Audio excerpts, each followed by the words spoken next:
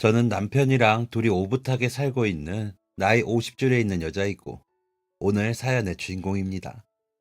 막상 제 얘기 적으려고 하니까 뭐부터 시작해야 할지 모르겠네요. 분명 지금 제 삶은 아주 만족스럽지만은 않습니다. 비유를 하자면 아주 큰 구멍이 가슴에 있는 기분입니다. 아마 그 구멍을 평생 가지고 살아야겠지요. 허나 그 구멍이 마냥 아프고 불행하지만은 않습니다. 채워지지 않는 구멍이지만 적어도 그 구멍에 약 발라주는 사람들은 있는 것 같습니다. 제가 왜 이 구멍을 가지고 살아가는지, 누가 제 이 구멍을 채워주고 있는지 한번 얘기해 보겠습니다. 저는 10남매 중에 맏딸이었습니다. 아무리 식구 많고 형제 많은 옛날이라고 하지만 많아도 엄청 많았죠. 자식이 열이나 되면 정말 누구 하나 없어져도 모를 정도입니다. 게다가 제가 맏딸이잖아요. 정말 스트레스가 이만저만이 아니었습니다. 제일 아래 동생들은 거의 제가 키운 수준이었습니다. 제가 중학생, 고등학생 때 아래 3명이 태어났으니까 부모님은 위에 7명 키우는 걸로도 벅차시니 나이 많은 애들이 제일 아래 동생들을 키웠습니다. 진짜 하루하루가 난장판이었습니다. 아침에 눈 뜨는 것도 제 의지로 뜨는 게 아닙니다. 동생 오는 소리에 눈이 절로 떠집니다. 그럼 누가 시키지도 않았는데 자연스레 일어나서 동생 안고 둥가둥가 달래고 기저귀 갈아주고 분유도 타고 했습니다. 그러다가 학교 갔고 학교 가서 졸다가 학교 끝나고 집에 가면 또 전쟁 시작입니다. 애기들 똥기저귀 갈고 화장실 데려가고 씻기고 흘리면 닦이고 밥 먹이고 또 닦고 또 기저귀 갈고 분유 타고 애들 달래다가 같이 잠들고 이게 제 일상이었습니다. 처음에는 동생들 많은 게 당연하다 생각이 되었습니다. 나중에 크면 너희들 서로가 복이야, 복. 형제 많은 게 얼마나 좋은 건 줄 아냐? 저희 아버지가 항상 이렇게 말씀하셨거든요. 그래, 얘들은 나의 복덩어리들이다. 우린 형제니까 잘 살아야지. 생각하다가도 애기 기저귀 빠는 제 자신에게 짜증이 날 때도 있었습니다. 한 번은 외동딸인 친구를 사귄 적이 있었습니다. 원래 남의 떡이 더 커 보이는 거잖아요. 걔 보니까 정말 너무 부러워 죽겠더라고요. 부모님이 온전히 얘한테만 신경을 쓰고 집에 사람 하나 안 사는 것처럼 조용하고 예쁜 거, 좋은 거 모두 독차지하는 인생이 너무 부러웠습니다. 그러다 저희 집 가면 또 한숨뿐이었죠. 그래도 어쩌겠습니까? 제가 장녀인데. 장녀 인생 어디 가서 바꾸래도 바꿔주는 사람 없으니 그냥 굳건히 참고 견뎠습니다. 학창 시절에 공부해본 기억이 없습니다. 그냥 동생들만 키운 것 같습니다. 어머니가 미안해 하시긴 했지만 어쩌겠어요. 아버지가 나가서 돈 버시느라 바쁘시니까 제 손이라도 빌리셔야 했겠죠. 경자야, 너는 정말 나중에 좋은 어미가 될 거다. 좋은 사람, 훌륭한 사람이 될 거야. 너무 고맙다. 어머니가 제게 고마워하셨기에 더 힘내서 동생들을 돌볼 수 있었습니다. 그래도 알아주는 사람 하나 있어야 좀 더 쉽고 할 만한 게 살림이니까요. 그래도 형제가 열이나 있는데 가난하지 않게 살게 해준 아버지한테는 감사합니다. 정말 죽어라 일하셨거든요.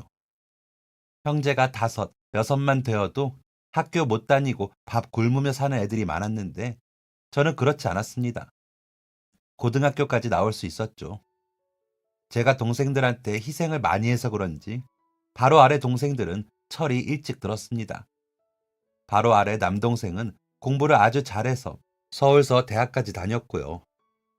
그 밑에 여동생은 고등학교 들어갔다가 그만두고 공장 가서 일을 했습니다. 저는 거의 어머니와 반반 나눠 살림을 도맡아 했으니까 학교랑 집만 오가면서 애들 보고 살림을 했습니다. 그렇게 고등학교까지 졸업을 했고 이후에도 별로 달라지는 건 없었습니다. 제가 담당하고 있던 게 많았기에 일을 하기가 애매한 상황이었죠. 그래서 좀 더 본격적으로 살림을 하게 되었고 정말 손에 물이 마를 새가 없이 움직였던 것 같습니다. 제일 막내가 저랑 17살 차이가 납니다. 제가 20살 때 고작 3살이었어요. 또 남자애라 어찌나 활발하고 체력이 많이 필요한지 애를 열이나 낳은 어머니가 감당하기 힘드셨습니다. 밑에 꼬맹이들 도맡아 육아하며 어머니 좀 쉬게 해드리고 살림하며 그렇게 20살을 맞이했습니다. 그렇게 1년이 지났나 좀 억울하다는 생각이 들었습니다. 오랜만에 친구를 만났거든요. 친구는 졸업하고 취직해서 회사 다니고 있었습니다. 고등학생 때 제일 친했던 친구였는데 도통 만날 시간이 안 나서 졸업하고 처음으로 보는 것이었습니다. 그런데 고작 1년이 지났을 뿐인데 친구와 제 모습이 너무나도 달랐습니다. 친구는 예쁜 또각 구두를 신고 짧았던 단발머리도 어느새 어깨 아래까지 길러서 머리띠를 하고 있었고 무릎이 드러나는 깔끔한 치마에 작은 손가방을 들고 옅게 화장도 하고 나타났습니다. 그에 반해 저는 낡은 운동화에 제 몸보다 훨씬 큰 티셔츠와 긴 면바지, 편하다는 이유로 여전히 귀 바로 아래 기장의 단발머리에 장바구니 겸용으로 쓰는 가방을 들고 나갔습니다. 서로 집안 사정 다 알고 비밀도 없을 만큼 친했던 친구였는데 갑자기 너무 멀게 느껴지더라고요. 친구가 딱히 내색을 안 했기에 무슨 생각을 했는지 모르겠습니다. 하지만 저는 자꾸만 움츠러들었고 억울했고 속상했고 괜히 부끄러워졌습니다. 그날 친구와 헤어지고 집에 들어가는 내내 생각이 많았습니다. 나 이대로 정말 괜찮은 걸까 하는 생각이었죠. 머릿속엔 물음표만 가득한 채 집에 도착했고 저를 반겨주는 것은 하루 사이에 쌓여있는 집안일과 빈틈없이 꽉 찬 시끄러움 뿐이었습니다. 나 이대로는 안 되겠다 싶더라고요. 이렇게 살다가는 평생 동생들만 키우다가 늙겠구나 싶었습니다. 다른 변화가 필요했고 저 스스로의 발전이 있어야 했습니다. 그래서 가족들한테 선전포고를 했습니다. 저 공부할랍니다. 저 이대로는 안 되겠어요. 공무원 할 거예요. 집에 틀어박혀 살림하며 꿈도 없을 줄 알았던 제가 갑자기 공무원을 한다고 하니 부모님은 엄청 놀라셨습니다. 그런데 그때 제 용기에 힘을 얹어줬던 것이 제 동생들이었습니다. 그래, 누나 고생 많이 했잖아. 이제 누나 인생 살아야지. 맞아, 언니 이제 21인데 언니 공부해. 내가 공장서 돈 많이 벌어다가 줄게. 부모님도 처음에는 어리둥절해 하시다가 제 꿈을 응원해 주셨습니다. 그때부터 정말 그 시끌벅적한 집에서 죽어라 공부를 했습니다. 꼬맹이들이 찾아도 방문 틀어 잠그고 공부만 했고 평일 아침에는 무료 독서실 가서 공부했습니다. 정신없는 제 인생에서 공부라는 것은 참 크나큰 모험이었습니다. 하루도 조용할 날이 없었으니까요. 아무도 눈치 안 주는데 괜히 눈치도 많이 보였고 마음고생도 많이 했습니다. 학창 시절에도 공부를 해본 적이 없어서 어려움이 많았지만 2년 동안 독하게 마음먹고 공부한 끝에 저는 공무원 시험에 합격하게 되었습니다. 그리고 곧장 바로 밑에 남동생이 있는 서울로 향했죠. 제가 경기도 살았거든요. 첫 근무지 배정이 서울에 났더라고요. 그게 다행히도 남동생이 살고 있는 자취방 인근이라서 그쪽으로 가게 되었습니다. 그리고 저는 첫 직장에서 지금의 남편을 만나게 되었죠. 저보다 1년 선배였던 남편을 본 순간 첫눈에 뿅 반하고 말았습니다. 그래서 제가 엄청 쫓아다녔어요. 나이도 어린 내가 안지도 얼마 안 되었는데 냅다 들이대니까 엄청 당황스러웠을 겁니다. 그런데 진짜 보자마자 이 사람이랑 결혼하겠구나 이런 생각이 딱 들더라고요. 이건 인연이다 싶었고 알게 된 지 한 달 만에 제 마음을 표현하고 졸졸 쫓아다녔습니다. 일하던 동사무소 사람들도 제가 남편 좋아하는 거 다 알고 있을 정도였습니다. 영준 씨, 왜 경자 씨 마음 안 받아줘? 저렇게 적극적인데 이제 받아줄 때도 되지 않았어? 동료분들이 저희를 엄청 놀렸습니다.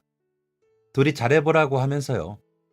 그런데 저희 남편이 엄청 신중한 성격이거든요. 낯선 사람한테는 마음을 잘 안 열기도 하고 뭐 하나 결정할 때도 2번, 3번 고민하는 사람입니다. 저랑은 완전 딴판인 거죠.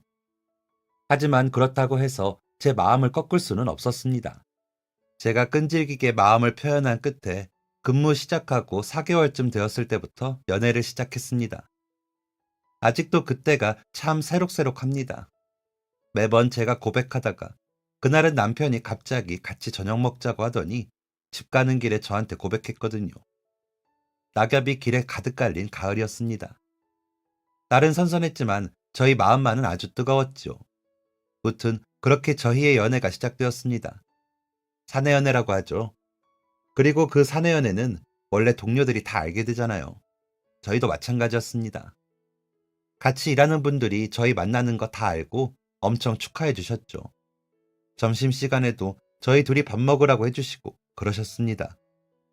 저희 둘 빼고는 다들 나이가 좀 있으셨던 분들이었고 대부분 기혼자셨기에 더욱 저희에게 애정을 주셨던 것 같습니다. 남편의 진중하고 차분한 성격이 참 마음에 들었고 처음 생각했던 것처럼 이 남자랑 결혼해야겠다고 마음먹었습니다. 만난 지 2달 만에 저희 부모님한테 인사드렸고 또 한 달 있다가는 대전에 계시는 남편 부모님께 인사드리러 갔었습니다. 누가 말릴 새도 없이 모든 게 빨랐습니다. 순식간에 활활 타오른 저희는 결혼도 아주 빨리 했죠. 사귀기로 하고 딱 1년째 되던 달 가을에 저희는 결혼식을 올렸고 부부가 되었습니다. 모든 게 좋았습니다. 결혼식도 너무 즐거웠고 아담한 신혼집에는 저희가 열심히 고른 가구들, 하나하나 따져본 가전제품들, 함께 산 작은 소품들까지도 구석구석 안 좋은 부분이 없었습니다. 특히 좋았던 건 남편과 계속 붙어 있다는 것이었죠. 출근도 같이 하고, 같이 일하고, 퇴근도 같이 하고, 퇴근하고서도 집에 내내 붙어 있으니까 너무 좋았습니다. 누구는 쟁일 붙어 있으면 싸움 난다고, 직장만이라도 다르게 다녀야 한다고 했지만, 저희는 사소한 다툼조차 없었습니다. 신기할 정도로 참 잘 맞더라고요. 그리고 안 맞는 거 있으면 고쳐가면 되는 거니까 큰 문제가 되지 않았습니다. 저희는 내내 붙어 있으면서 앞으로의 계획들을 세웠습니다. 몇 년 안에는 얼만큼 모아서 집을 사고, 적금은 한 달에 얼마를 넣고, 청약을 넣고, 생활비는 어느 정도 사용하고, 이런 계획들이요. 저는 이렇게 계획 세우는 걸 잘 못하는 성격인데, 남편이 워낙 꼼꼼해서 저를 잘 이끌어줬습니다. 그리고 또 하다 보니까 재밌더라고요. 동기부여도 생기고요. 그리고 가장 중요했던 자녀 계획도 세우게 되었죠. 나는 10남매잖아. 사실 어릴 땐 그게 너무 싫었거든. 왜 싫었어?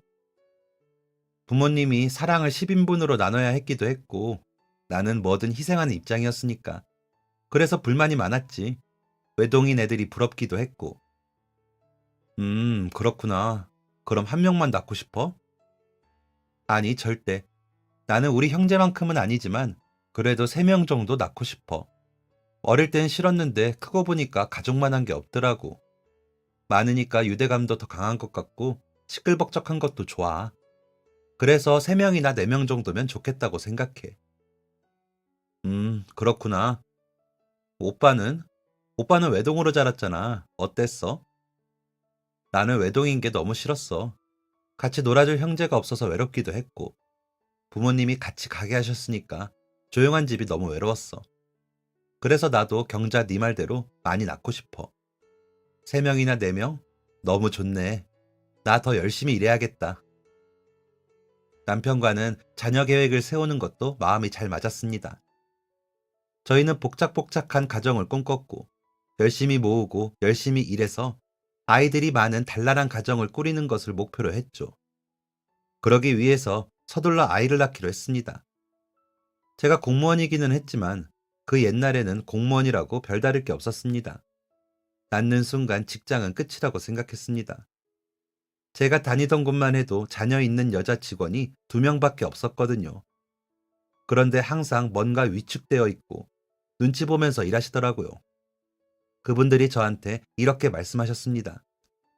아이 빨리 낳고 다른 살 길 찾으라고요. 자격증을 딴다던가 사업하라고요. 직장 다니면서 애한테도 미안하고 남편이랑 직장에도 눈치 보이고 심지어는 복직 못하는 경우가 수두룩하다면서 말이죠. 어떻게 공부해서 하게 된 공무원인데 이렇게 놓칠 수는 없었습니다. 그래도 1살이라도 더 어리면 직장에서 받아주지 않을까 싶은 마음에 일찍 아이를 낳고 일찍 복직을 하기로 한 거였죠. 저는 제 가정도 중요했지만 제 삶도 중요했거든요.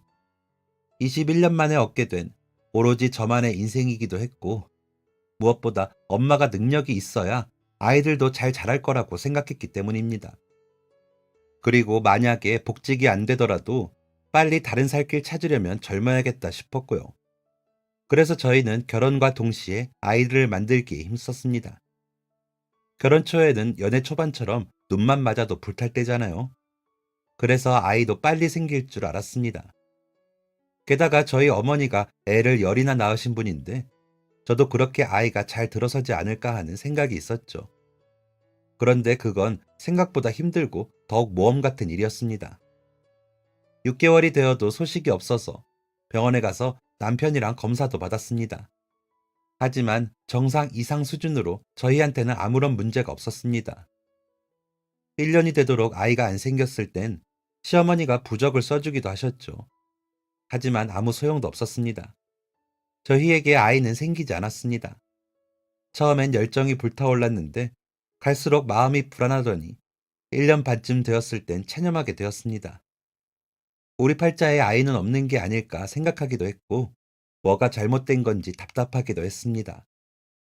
그렇게 남편과 둘 다 마음을 비웠을 때쯤 결혼한 지 2년이 지난 해였습니다. 저희에게 드디어 그토록 기다리던 아이가 생겼습니다. 정말 기적 같은 일이었습니다. 마음을 너무 비우고 있었기에 아이가 생겼다는 걸 알고 무척 놀라웠습니다. 하지만 놀람은 잠시, 눈물이 날 정도로 기쁘더라고요. 저희 부부는 갖은 노력 끝에 생긴 이 아이를 지키기로 다짐했습니다. 바로 직장은 그만뒀습니다. 원래 배부르기 시작하는 4, 5개월쯤에 말씀드리고 버티고 버티다가 쉬려고 했거든요. 결혼 초에 남편과 그렇게 계획했었죠. 그런데 이제 계획이고 뭐고 그땐 다 나 몰라라 했습니다. 아이를 지켜야겠다는 생각뿐이었죠. 바로 직장 그만두고 집에서 태교에 전념했습니다. 시어머니와 어머니가 몸에 좋다는 거 엄청 해다가 주셨고 동생들은 클래식 테이프를 사다 주고 바느질이 태교에 좋다면서 잔뜩 사왔었죠. 아이가 생긴다는 것은 이런 기분이구나 싶어서 정말 행복했습니다. 아이 심장 소리도 들었습니다. 남편이랑 손 꼭 붙잡고 어찌나 눈물을 흘렸는지 모릅니다. 아이는 저희가 기다렸다는 것을 안다는 듯이 아주 우렁차게 쿵쾅거리는 소리를 내주었습니다. 뱃속에서 발차기도 열심히 하고 어찌나 고기를 찾던지 매일매일 고기를 먹었습니다. 입덧도 했고 한도 선다로 엉덩이 뼈가 너무 아파서 누워있는 것도 고통스러울 때도 있었지만 그마저도 모든 게 감사하고 감격스러웠습니다. 그렇게 임신 8개월이 되었습니다. 원래 동네에 있는 산부인과를 다녔거든요. 그런데 저희가 시도한 지 2년 만에 생긴 아이이기도 했고 양가 어른분들의 권유로 대학병원을 다녔습니다. 임신 소식 알고 바로 대학병원으로 옮겼죠. 조금 멀기도 했고 대기도 엄청 길었지만 그래도 아이를 위해서 그 정도쯤은 힘들지도 않았습니다. 8개월 되면서 일주일에 한 번씩 병원에 가게 되었고 남편이 매주 쉬기가 힘들어서 친정 엄마나 동생들이 따라가 주었습니다. 그런데 그날은 가족들이 다 시간이 안 나서 혼자 병원에 가게 되었죠. 익숙한 버스를 타고 도착한 병원에서 미리 챙겨간 바느질을 꺼내 하면서 제 순서를 기다렸습니다. 1시간쯤 기다렸을 때 제 순서가 되었고 드디어 진료를 보게 되었습니다. 담당 선생님과 인사를 나누고 곧바로 초음파를 받습니다. 우리 아기 얼마나 컸어요? 저번엔 손가락 움직이는 것도 보이던데 오늘도 보이나요? 초음파를 보는 순간은 항상 설레었습니다. 하지만 영상을 봐도 저는 뭐가 뭔지 잘 모르니까 선생님만 쳐다보고 이것저것 물었죠. 그런데 선생님이 평소랑 다르게 말씀을 안 하시는 겁니다. 평소보다 느리게 손을 움직이시면서 꼼꼼히 초음파를 보시더라고요. 왜 그러세요, 선생님? 저를 흘끗 보시더니 이번에는 좀 더 세게 제 배를 누르시면서 초음파를 받습니다. 왜 그러는지도 모르겠고 배가 아프더라고요. 선생님, 왜 그러세요? 아이가, 아이가 버텨주질 못하네요. 네, 버텨요? 아이가 버티질 못했다뇨. 그게 무슨... 처음엔 정말 무슨 뜻인지 몰라서 어리둥절했다가 이내 그 말이 무슨 뜻인지 알게 되었습니다. 이해되자마자 눈에서 눈물이 주르르 흘러내렸습니다. 아닌데, 아닌데요. 아니, 다시 보세요. 선생님, 다시요. 얼른 다시 봐주세요. 잘못 보신 거예요. 얼른요. 하필 혼자일 때, 하필 혼자서 그 슬픔을 견뎌야 했습니다. 제가 진료실에서 엉엉 울면서 나오자 수많은 임산부 대기자들이 저를 쳐다봤습니다. 안타깝고 안쓰러운 눈으로 쳐다봤습니다. 눈물로 앞이 안 보일 정도로 울다가 한쪽에 앉으려고 하니 간호사가 저를 부릅니다. 수술 날짜 잡고 가세요, 산모님. 방금 유산 소식을 들은 사람한테 수술 날짜를 잡으라니 너무 서럽더라고요. 그날 집에 어떻게 갔는지도 모르겠습니다. 버스를 탔는지 택시를 탔는지도 기억이 안 납니다. 남편이 퇴근하고 올 때까지 울기만 했고 소식을 들은 남편도 정말 많이 힘들어했습니다. 아직 내 뱃속에는 분명 아이가 있는데 저는 일주일 뒤에 수술을 받게 되었고 아기를 지우는 수술이 아닌 아기를 낳을 때처럼 하는 제왕절개였습니다. 산모들처럼 똑같이 산후 후유증을 견뎌야만 했습니다. 하지만 저희에게 아이는 없었습니다. 반년쯤 지났을 때 제가 남편에게 제안을 했습니다. 우리 봉사 다닐까? 그래, 좋아. 계획적이고 꼼꼼한 남편이 아무것도 묻지 않았습니다. 어디로, 언제 봉사를 갈 것인지요. 아마 말하지 않아도 남편은 알았을 겁니다. 제가 보육원에 가서 봉사를 하고 싶어 한다는 것을요. 아이를 잃고 종종 얘기를 했었거든요. 우리에게 아이가 올 운명이 아닌 것 같다고. 하지만 아이가 너무 좋으니까 보고 싶다고요. 거기에 제가 그 아이들한테 뭔가 해줄 수 있는 게 있다면 더욱 좋을 것 같았고요. 그렇게 해서 선택하게 된 곳이 보육원이었습니다. 제가 아이 잃고 공무원 복직 안 하고 다른 일 했거든요. 여러 사정이 있었는데 저를 불쌍한 사람이라 생각하는 것 같은 시선들이 너무 힘들어서 그만두고 동생 도와서 집에서 일을 하고 있었습니다. 일을 쉬는 주말에 남편과 함께 멀지 않은 보육원으로 향했습니다. 봉사하는 아는 사람이 있었던 것도 아니었고 그냥 무작정 전화해서 도움의 손길을 좀 보태고 싶다고 했습니다. 원장님께서 얼마든지 와도 된다고 하셨고 그렇게 처음 방문하게 된 것이었습니다. 전화로 상황을 대충 듣기는 했지만 생각보다 더 많은 아이들이 있었습니다. 그리고 생각보다 더 많은 도움의 손길이 필요해 보였고요. 첫날은 정말 애들 얼굴 볼 틈도 없이 일만 하다가 왔습니다. 애들 수가 몇십 명이니까 설거지거리가 상당하더라고요. 그걸 여태 선생님 두 분이서 했다는 게 믿기지 않을 정도였습니다. 침구류도 어마어마했습니다. 이불 빨래들은 보육원에서 나이가 많은 아이들이 도와주기도 하더라고요. 괜히 마음이 애잔했습니다. 저 어릴 때 생각도 나더라고요. 하고 싶은 거 못하고 동생들 위해서 일해야 한다는 게 마음이 쓰였죠. 그 이후 저희 부부는 매주 주말마다 보육원에 방문했습니다. 처음 방문하고서 다음날 몸살이 날 정도로 힘들었지만 그럴수록 더 자주 가야겠다는 생각이 들더라고요. 나중엔 그렇게 일하는 게 기쁨이었습니다. 이렇게라도 애들을 볼 수 있는 것에 정말 복받았다고 생각하고 일했습니다. 그렇게 반년쯤 일했을 때부터 자꾸 눈에 밟히는 아이가 생겼습니다. 그 아이는 2살 된 남자아이였습니다. 말이 2살이지 태어난 지 10개월밖에 안 된 아이였습니다. 제가 처음에 보육원 방문했을 때 이렇게 작은 아이도 있나 놀랐습니다. 그때는 고작 생후 4개월 때였거든요. 100일 막 지난 아이였죠. 이 아이는 어떻게? 생후 1달쯤 되었을 때 요 앞에 놓여져 있었어요. 어머, 어떻게 그런...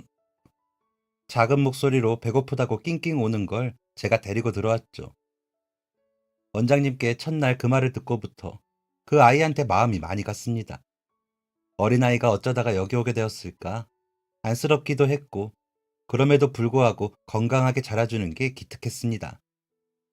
제가 보육원 봉사 시작하고 6개월쯤 되었을 때 아이가 10개월이었는데 그때부터 잡고 일어서기 시작했습니다. 6개월이라는 시간 동안 이 아이가 성장하는 것을 직접 제 눈으로 다 본 거잖아요. 그게 너무 신기하더라고요. 일주일마다 얼굴도 바뀌어 있고 쑥쑥 자라고 점점 뭔가를 하나씩 해내는 게 진짜 신기하고 경이로웠습니다. 뭐든지 잡고 일어서려고 다리랑 손가락에 힘을 꽉 주는데 어느 날은 제 손가락을 꽉 쥐고서 일어서더라고요. 그리고 고개를 들고 제 눈을 뚫어져라 쳐다보는 겁니다. 그 순간 뭐랄까 뭔가 말로 설명하기 어려운 느낌이었습니다. 가슴이 막 저리고 뭉클하면서도 설레이는 기분이랄까요? 아무튼 그때부터가 시작이었습니다. 저는 그 아이에게 완전히 푹 빠져버렸습니다. 봉사를 마치고 집에 가서도 계속 생각이 났고 보육원 가면 제일 먼저 그 아이를 찾게 되었습니다. 차에서 내리자마자 아이 이름을 부르며 보육원으로 달려갔죠. 돌쯤 되었을 때는 원장님 양손을 꼭 붙들고 한 발 두 발 내디디면서 저를 마중 나오더라고요. 그땐 너무 감격스러워서 쪼그려 앉아 팔을 벌리고 눈물까지 흘렸습니다. 그 아이가 제 아이라도 되는 것처럼 애틋하고 소중했습니다. 그리고 고맙게도 남편이 이런 제 마음을 알아주었습니다. 우영이 말이야, 우리가 입양할까? 정말? 정말 그래도 되겠어? 정말이야? 응, 나도 고민 많이 했어. 우영이 우리가 입양하자. 좋은 부모가 되자. 보육원 원장님도 저희의 뜻에 아주 좋아하셨고 적극적으로 입양 절차를 설명해 주셨습니다. 그렇게 우리에게는 아주 소중한 아이가 생기게 되었습니다. 아이가 생기니까 가족이라는 단어가 다시금 제 마음에 새겨지는 것 같았습니다. 정말 하루하루가 아까울 정도로 소중했습니다. 우영이는 아주 씩씩하게 커주었습니다. 정말 튼튼해서 추운 겨울에도 감기도 앓지를 않았습니다. 걸리기야 걸렸죠. 그런데 하루 딱 아프고 약 먹으면 다음날 언제 그랬냐는 듯이 쌩쌩해졌습니다. 또 모든 게 빨랐습니다. 걸음마 했을 때도 또래보다 빠르구나 싶긴 했거든요. 그런데 말도 빨리 하고 한글도 수도 엄청 빨리 깨우쳤습니다. 그게 느렸어도 아무 문제 없었겠지만 저희가 적극적으로 뭔가를 해주지 않았는데도 야무지게 잘 자라주는 모습이 너무 기특하더라고요. 하지만 제일 사랑스러웠던 것은 따로 있었습니다. 바로 저희에게 사랑 표현을 엄청 잘해준다는 것이었습니다. 아이가 막 말문이 트였을 때 동요를 많이 틀어줬습니다. TV에서 율동하면서 동요 따라 부르는 것도 보여줬죠. 작은 몸으로 덩실덩실 귀엽게도 춤을 추더라고요. 그러다가 어느 날 갑자기, 정말 갑자기 제 앞에서 딱 서더니 방실방실 웃으면서 이러는 겁니다. 엄마, 사랑해. 내가 지금 무슨 말을 들은 건가 싶어서 너무 감동적이어서 눈물이 다 나더라고요. 아이를 꼭 끌어안고 나도 사랑한다고 하니까 사랑해라는 말을 10번도 넘게 더 해주는 겁니다. 아이가 처음 걸으면서 제게 왔을 때만큼이나 기뻤습니다. 아이는 사랑 표현을 참 잘하는 아이로 컸습니다. 안아주고 뽀뽀해주고 사랑한다고 해주고 고맙다고 해주는 게 익숙하고 자연스러운 아이였습니다. 이 정도면 됐다. 이렇게만 커주면 더할 나위 없이 행복하겠다고 생각했습니다. 저희는 아이가 저희의 친아들이 아니라는 사실을 말하지 않았습니다. 언젠가는 말할 거였지만 너무 어린 나이에 알게 되면 충격도 많이 받을 것 같고 상처도 생길 것 같더라고요. 그래서 아이가 어느 정도 크면 말하기로 했습니다. 어느덧 아이가 초등학생이 되었고 어릴 때처럼 아주 야무지고 똑부러지는 아이로 커졌습니다.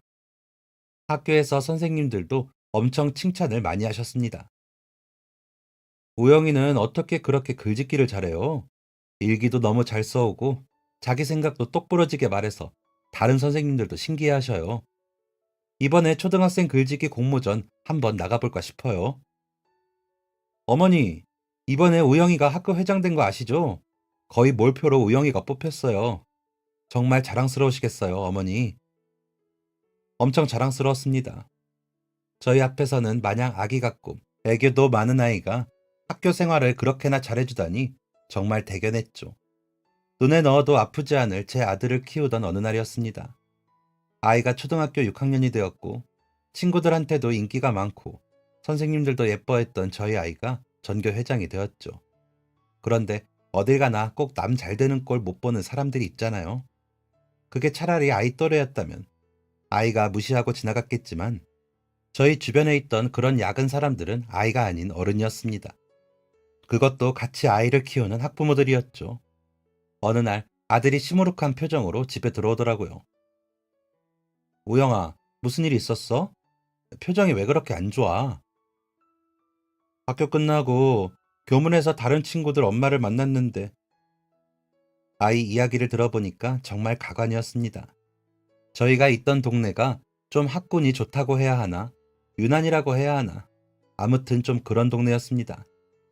결혼했을 땐 아무 생각 없었거든요. 직장 근처에 괜찮은 매물 구하다가 들어간 거였으니까요. 그런데 초등학교 들어가 보니까 치맛바람 일으키는 엄마들이 장난 아니었습니다. 학비도 엄청 쓰더라고요. 그런데 그렇게 돈 들여가며 키웠는데 저희 아들이 전교 회장을 하니까 얼마나 배가 아팠겠어요. 하교하는 저희에 붙잡고 정말 별소리를 다 했더라고요. 어디 학원 다니냐부터 시작해서 아버지가 고작 공무원인데 누굴 닮아서 공부를 잘하냐며 사실은 친아들 아닌 거 아니냐는 농담까지 하면서 자기네들끼리 낄낄거렸답니다. 정말 눈이 뒤집히더라고요. 곧장 그 엄마들 찾아가서 머리 끄댕이를 잡아버렸습니다. 어디 애한테 할 소리가 없어서 그딴 소리를 하나요? 한바탕 소동이 일어났고 사과까지 받아내긴 했는데 아이는 상처를 받은 것 같았습니다. 한동안 계속 묻더라고요. 엄마, 나 정말 친아들 맞지? 친구들도 나한테 엄마랑 안 닮았다고. 내가 보기에는 닮은 것 같은데. 실은 친구들이 이런 말을 하는 데에는 이유가 있었습니다. 저희 아이가 아기였을 때는 몰랐는데 크면서 보니까 생김새가 조금 남다르더라고요. 꼭 동남아 사람 같다고 할까. 한 3, 4살쯤 되었을 때 아이가 혼혈이라는 것을 알게 되었습니다. 특히 까무잡잡한 피부와 진한 눈매가 도드라졌죠. 그것 때문에 초등학교 저학년 때 놀림을 받기도 했지만 금방 극복하고 친해졌습니다. 그러니까 그 엄마들도 아이 친구들도 진짜 친아들이 맞냐고 할 법했죠. 남편과 진짜 많이 고민했습니다. 지금이 말할 때인가에 대해서요. 그런데 계속 친아들이라고 해놓고 나중에 사실 아니라고 하면 만약에 말하기도 전에 아이가 알아버리면 그건 더 큰 상처잖아요. 그래서 저희는 지금이 때인 것 같다고 생각하고 아이한테 솔직하게 털어놓기로 했습니다.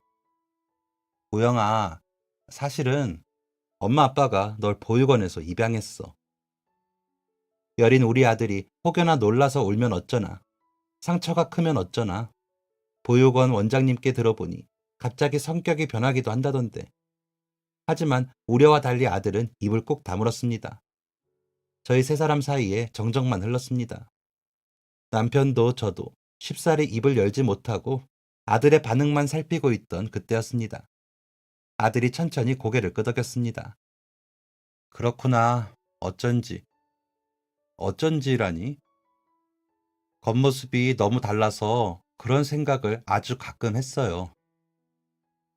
아들이 그런 생각을 했다는 것은 처음 알게 된 사실이었습니다. 또래 남자아이답지 않게 살가운 성격에 부모 애착도 커서 저희한테 모든 걸 다 얘기하는 아이였거든요. 교우 관계, 학교 생활, 고민 등이요. 아들은 다시 생각에 빠지더니 이렇게 말했습니다. 감사합니다. 친아들도 아닌데 사랑해주셔서 감사해요. 그게 무슨 말이야. 당연히 널 사랑하지. 그런데 이 사실을 말하는 건 혹시 저를 다시 보육원에 보낼 건가요? 뭐? 그게 무슨 말이야. 우영아, 너는 우리 아들이야. 내 호적에 네가 있고 내가 널 키웠어. 그런 일은 절대 없어. 그럼 앞으로도 저를 사랑해 줄 건가요? 말이라고. 내가 어떻게 널 사랑하지 않을 수 있겠니? 그럼 저도 앞으로도 계속 엄마 아빠를 똑같이 사랑해도 되는 건가요? 당연하지. 넌 둘도 없는 우리 아이야. 고마워요, 엄마 아빠. 훌륭한 어른이 될게요. 꼭 엄마 아빠한테 효도할게요.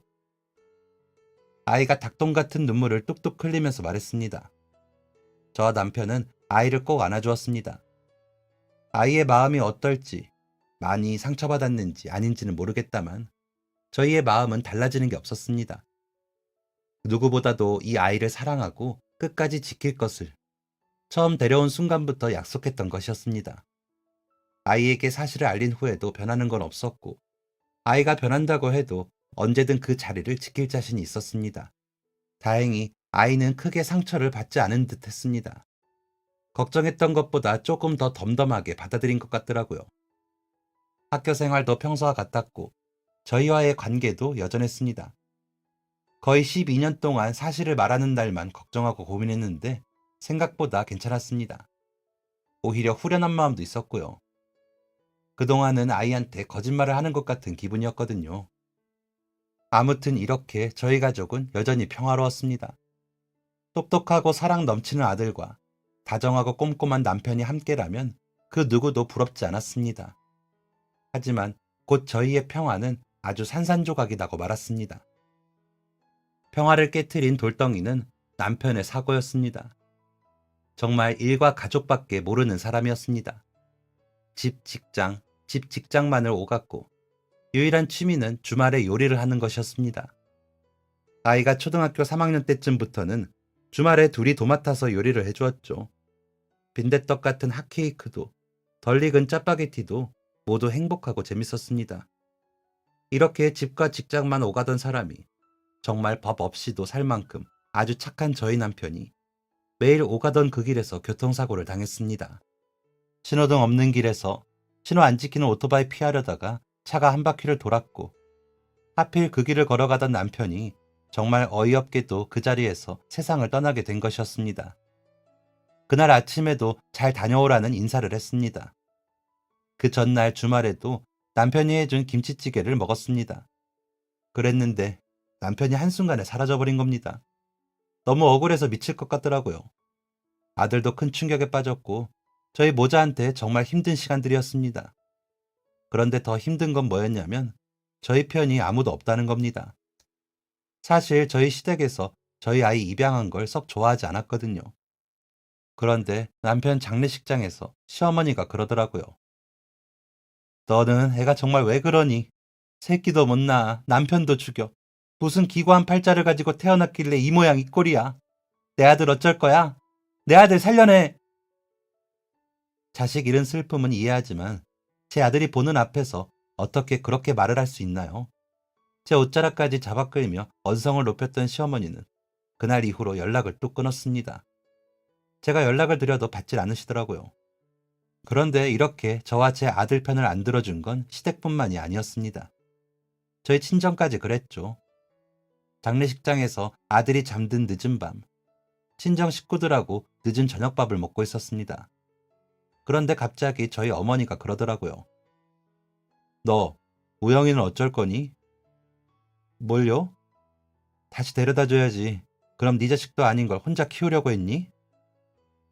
엄마, 그게 무슨 말이야. 우영이 내 자식이지. 내가 입양했잖아. 너무 갑작스러워서 이게 대체 무슨 말인가 싶어서 숟가락을 내려놨는데 가족들 눈빛이 다 어머니 말에 동의한다는 눈빛이었습니다. 뭐야 지금? 너네 다 우영이를 진짜 조카라고 생각 안 한 거야?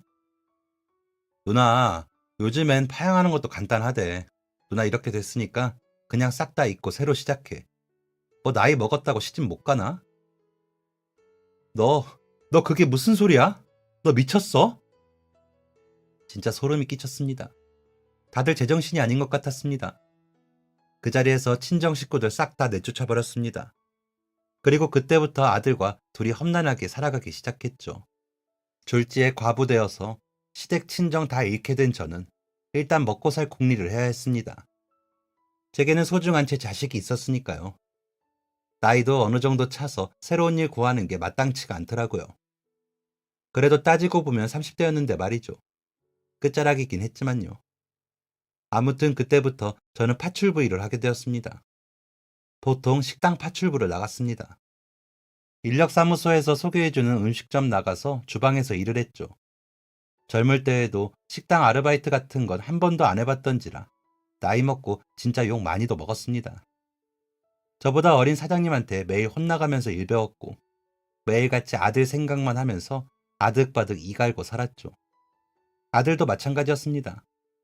남편 죽고 나서 정말 하루에 밥 한 끼도 못 먹을 정도로 힘들어하더니 제가 이 악물고 살아가니까 아이도 자극을 받은 건지 점점 돌아오더라고요. 이전과는 달랐지만 우리에게도 다시 평범한 일상이 돌아왔습니다. 어쩐지 아들은 남편이 떠난 후에 더 악착같이 공부를 하는 것 같았습니다.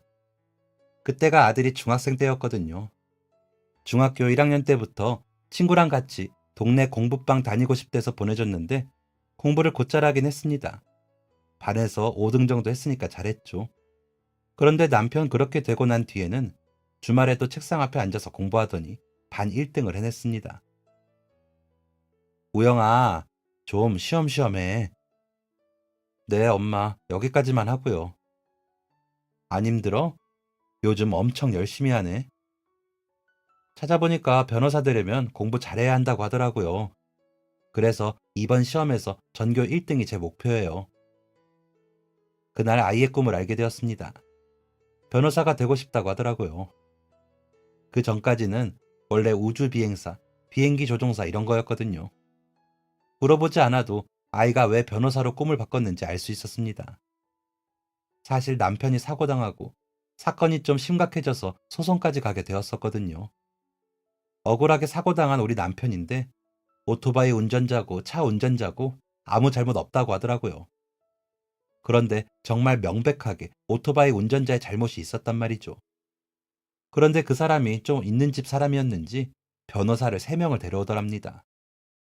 10마디씩만 해도 30마디인데 국선 변호사 쓴 저희가 어떻게 이기겠어요? 그때 아들의 꿈이 바뀌었나 봅니다. 훌륭하고 정의로운 변호사가 되어서 힘든 사람들한테 도움을 줄 거라고 하더군요. 말없이 아들의 꿈을 응원했습니다. 그리고 제게 새로운 목표가 생겼죠. 아들 고등학생 되면 대형학원 보내주기, 대학교 등록금 마련하기. 그때부터는 뭐 정말 세월이 어떻게 흐르는지도 모르게 밤낮도 없고 주말도 없이 일만 하고 살았죠.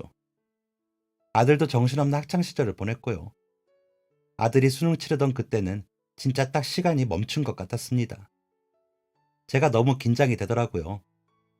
일하는데 청심환 하나 씹으면서 일을 했을 정도였습니다.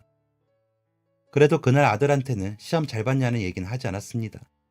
저보다 더 떨렸을 테니까요.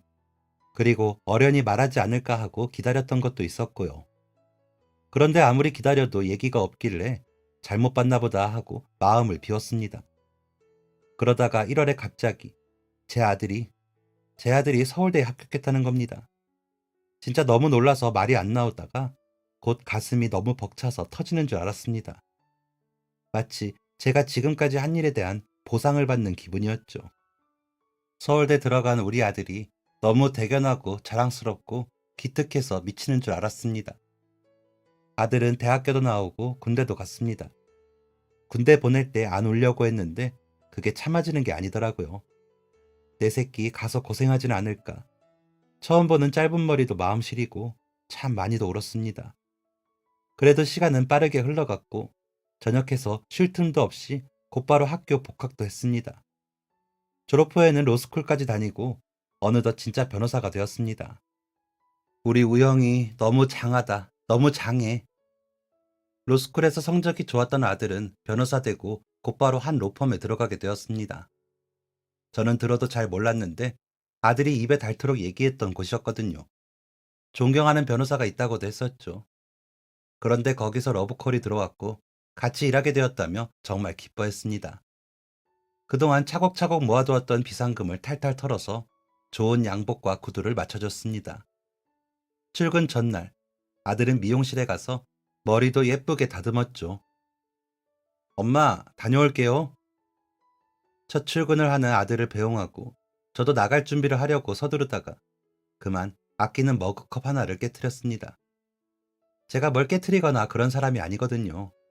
컵에서 물 한 번도 안 엎지르는 사람인데 그날은 이상했죠. 깨진 조각들을 급하게 주워 담다가 손가락도 베었습니다. 다시 줍고 쓸고 청소기까지 돌리고서 가게에 출근을 했죠. 그날따라 가게에 단체 손님이 와서 무척 바빴습니다. 물 한 모금 마실 틈도 없이 이리저리 뛰어다니면서 일을 했죠. 한참 일하다가 손님들 다 빠지고 숨 좀 돌리려니 오후 2시더라고요.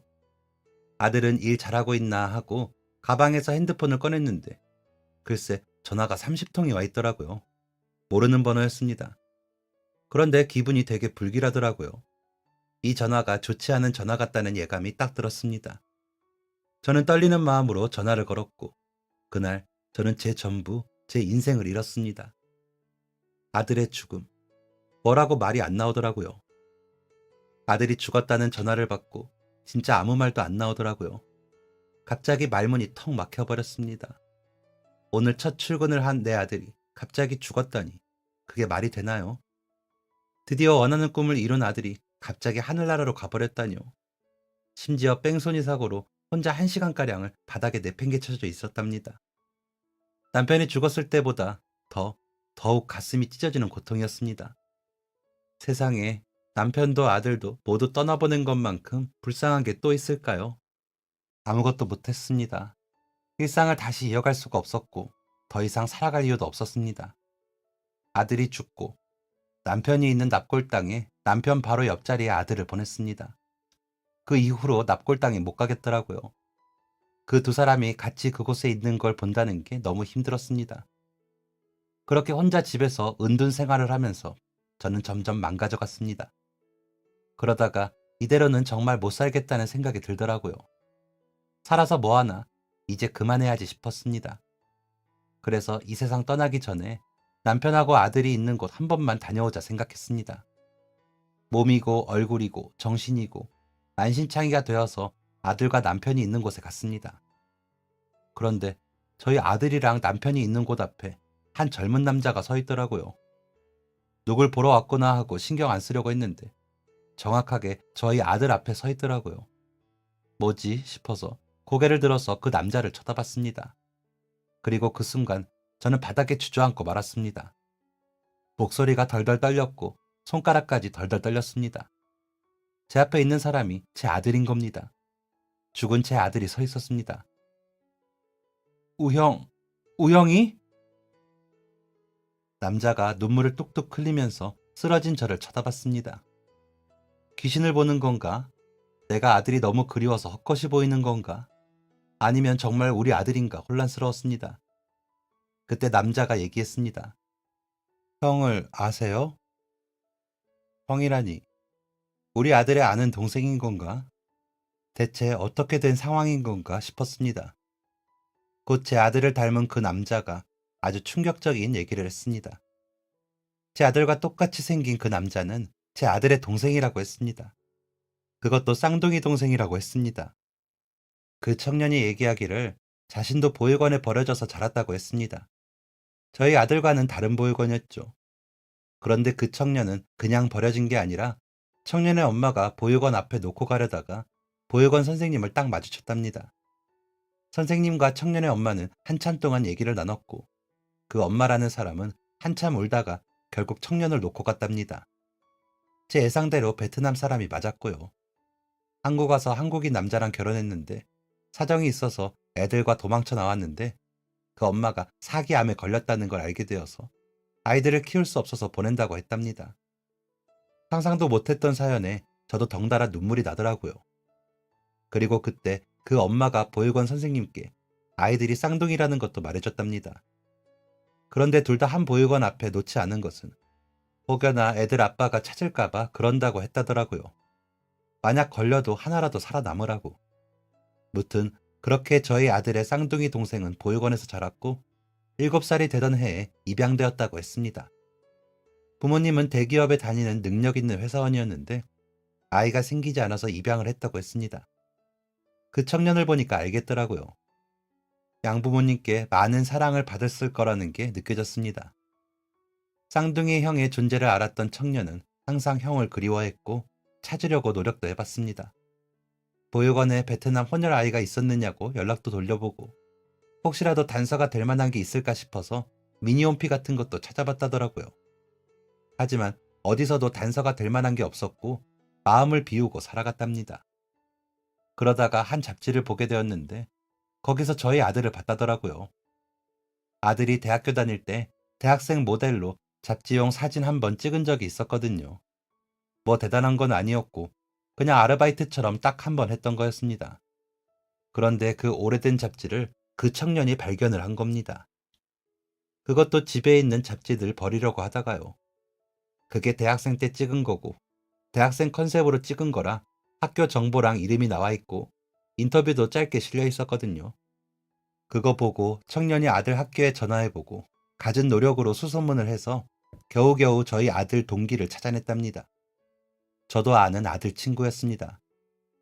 아들과 굉장히 가깝게 지냈던 학생이었고 아들이 보육원에서 왔다는 것도 알고 둘이 동반 입대도 했을 정도였죠. 아들 장례식장에서도 대성통곡을 했던 친구였습니다. 그 친구한테 연락을 했는데 그 친구가 아들이 세상을 떠났다는 얘기를 하며 납골당 위치를 알려줬고, 그래서 청년이 저희 아들이 있는 납골당까지 오게 된 것이었습니다. 그리고 생후 한 달 무렵에 헤어진 형의 사진을 보며 눈물을 흘리고 있었던 거죠. 그 청년과 한참 동안 아들의 사진을 보다가 헤어졌습니다. 기분이 이상하더라고요. 어떻게 이런 일이 있나 싶다가도 이건 우리 아들이 나 더 살다 오라고, 죽지 말고 살라고 만들어준 인연이 아닌가 생각되었습니다. 투명한 유리문 속 환하게 웃고 있는 아들이 그렇게 말해주는 것 같았습니다. 그래, 우리 아들이 그러라고 하면 그래야지 하는 마음이 들더라고요. 그날 집에 가서 돼지우리 같은 집을 싹 치웠습니다. 밤새 정리하고 청소를 했습니다. 아주 반짝반짝 눈이 부실 정도로요. 우리 남편이랑 아들이 온전히 다 못 살고 죽은 이 삶을 나라도 살아야겠구나. 내가 대신 살아야겠구나 싶었습니다. 그리고 제가 해야 될 일이 뭔지 정확하게 알겠더라고요. 그날 이후 저는 서울에서의 모든 걸 정리했습니다. 집도 가구도 싹 다 정리하고 옷 몇 개 든 트렁크 하나 끌고 아들을 처음 만났던 곳으로 향했습니다. 바로 보육원이었죠. 그 안에서 저는 평생을 봉사하고 평생 힘든 아이들을 보살피며 살기로 마음먹었습니다. 그리고 지금 저는 제가 마음먹은 것을 잘 실천하고 있는 중입니다. 사랑받기에 마땅한 이 소중한 아이들을 제가 할 수 있는 최선을 다해서 아껴주고 있습니다. 이 아이들이 나중에는 어떤 사람이 되건, 입양이 되건 안 되건, 그래도 인생에 사랑받았던 순간에 있었구나 라고 생각했으면 좋겠습니다. 그렇게 되기까지 많이 노력할 거고요. 남은 삶 이렇게만 쭉 살다가 내 사랑을 모두 다 줬을 때, 그때 남편이랑 아들 곁에 가고 싶습니다. 지금까지 사연 들어주셔서 감사합니다. 사연이 재밌으셨다면 구독과 좋아요를 눌러주세요. 감사합니다. 안녕히 계세요.